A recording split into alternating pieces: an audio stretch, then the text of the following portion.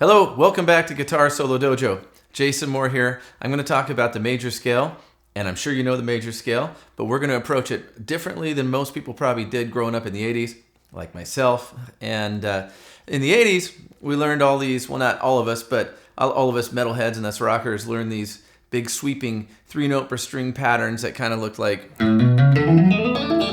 where you have 3 notes per string and you have like 2.5 octaves, which is really cool when you're trying to play these long string of notes and you're not necessarily thinking about playing to the chord or anything like that, or playing anything particularly relevant to the chord. You're just trying to play a really fast series of notes, which all sounds really cool.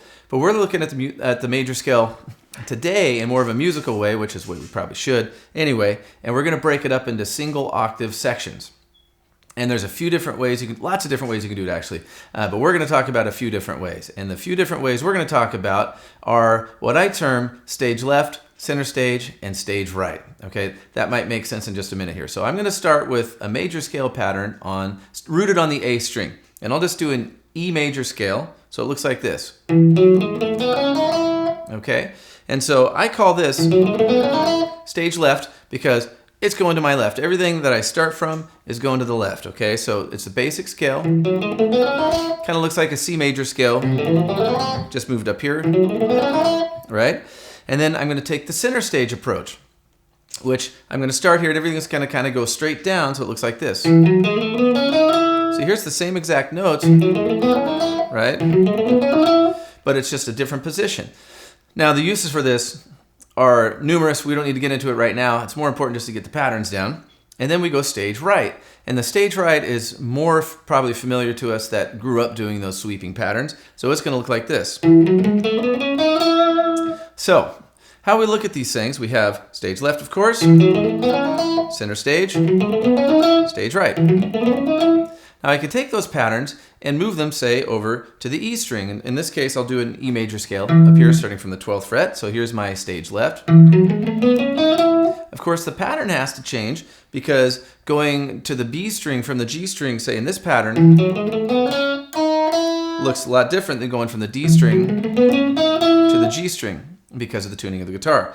So that's going to change. What won't change is the next pattern. It'll look exactly the same. The center stage and the stage right. Okay, but wait, there's more. Of course, we can do this starting from the D string as well. So if I start from the D string, I can't start it down here and go stage left because I run out of frets. So I'll start it up here. It looks like this. Now there's no big mystery to what I'm doing, by the way. So if you can't pick up really fast what these notes are, it's okay. You can figure it out. It's really easy. I'll map it out in a second. So we've got this stage left, then center stage, and stage right. Okay, so those are our basics. Now when we start from the G string, which is the other root form that we're going to use, we don't get to do a stage left because of the way I format it, we run out of strings, okay? But we can do the center stage, which I'll do from E again. So there's our center stage and here's our stage right. So what we end up with is 11 different scale patterns, single octave scale patterns. Now patterns are just that. You can play a major scale any way you want to and call it a pattern. So if I want to start from here and I play note number 1, 2, 3, 4, 5, 6, 7 in my octave, I could call that a major scale pattern, and that's fine. It's not super efficient, but you could definitely use it as a scale pattern. You can move it around. We're trying to do more concise movement and limit how we're moving across the neck. But the advantages like this, like I said, of this are numerous, and you can start to figure them out on your own, but I'll just kind of show you a little bit demonstration of what you can do with this in a not so much of a true musical way, but more of a practical sense of practicing. So I can take an A major scale, say, and I can start it from here on the 2nd fret of the G string, and I can play this same exact major scale. Okay, so listen to the pitches. It's not just the notes, because notes can move around in octaves, but these exact pitches, you can play like that, or with a slightly different pattern. Or I can start it from the D string, same exact pitches again. Or from here, or here. You can move over to the A string, or finally to the E string. So not only are we playing the same notes, we're doing the same exact pitches. So I just play the same exact series of notes and pitches in 11 different spots. Now, if you're improvising, you could probably understand the value of that right away. So no matter where you're at on the fretboard, you'll always have that accessible. And we'll leave that part of it right there and go into something else that you can definitely use right away. And that's when you're trying to play modally, okay? And I remember growing up and reading these magazines and learning about all this stuff and seeing the major scale. Well, Lydian is major with a sharp 4, mixed Lydian's major with a flat 7. And I'm like, okay, great. Now what? So if you're looking at like a long major scale pattern, we'll do that E major scale again. So I got this. Those 3-note per string patterns, I have to keep track of the 4th, which is, it's doable, but it's just not that convenient, right? So I'm going to come across that 4th note a few times, and if I want to sharp it, 1, 2, 3, 4, 5, 6, 7, 1, 2, 3, 4. I got to really keep track of stuff, which makes it a little bit difficult. When you take these single octave patterns, you just have to keep track of one position, and then you can layer several patterns together and still come up with the same effect as that long sweeping scale. Don't know if that makes sense, but if I take this, I'll stick with the key of E, and I take an E major scale.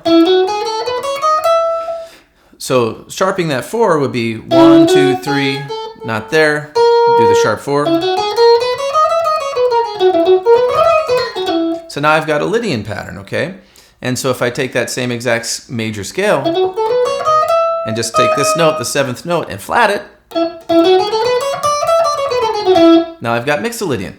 Now how does that fit? How is that relevant? Well, of course, when you play over the 4 chord, say I'm in the key of, in this case, I would be in the key of B, say, and I want to do a quick line over that 4 chord, I can really indicate that sound of Lydian. Or if I'm just doing a riff that's based off of the Lydian idea, say a 4-5 chord progression,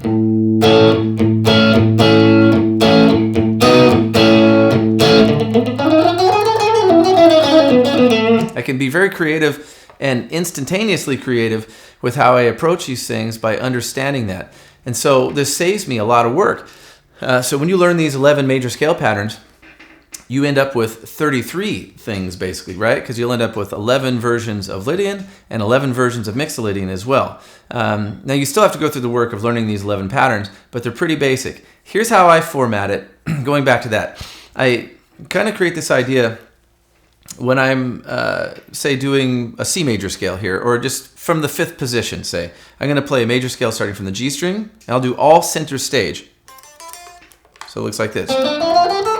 Okay, so here's my center stage. So everything in the center stage, I'm going to have 2 notes on the 1st string, 3 notes on the next, and 3 notes on the next. Okay? And then when I go down to the D string, it's 2 notes, 3, and 3. Same thing starting from the A, 2, 3, and 3. And of course, same thing when I go to the E, root it from the E string.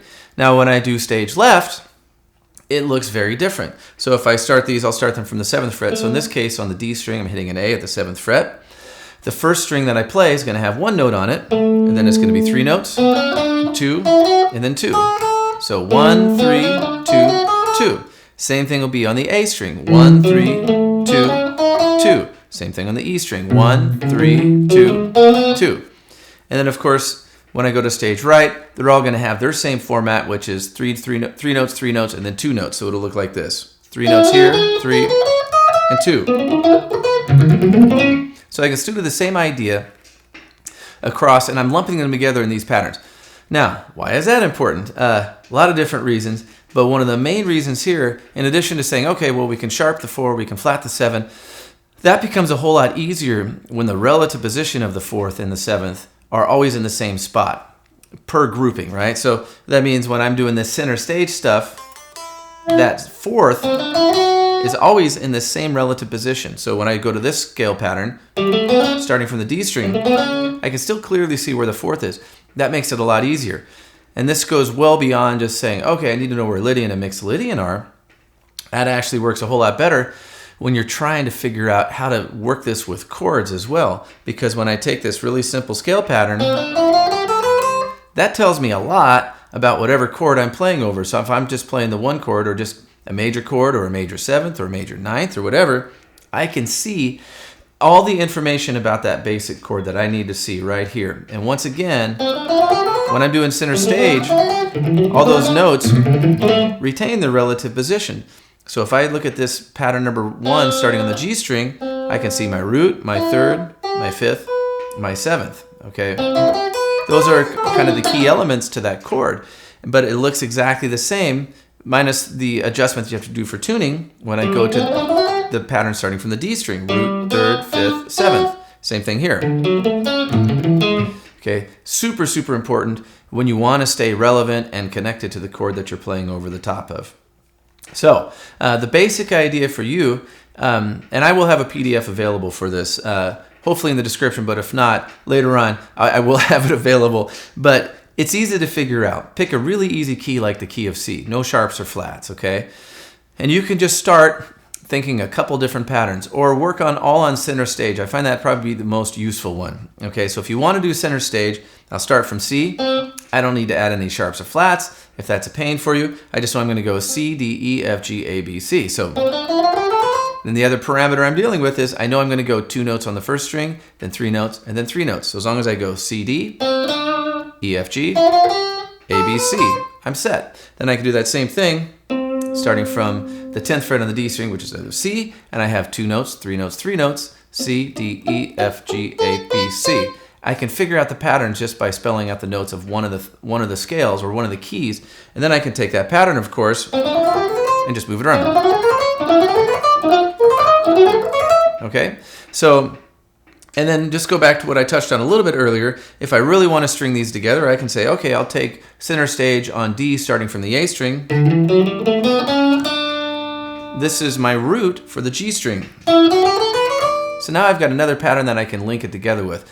And this can go as much as you want to do with it. So anyway, I hope all that makes sense. And if it doesn't, you will figure it out. It's not that bad. So have a good time. Hope it helps.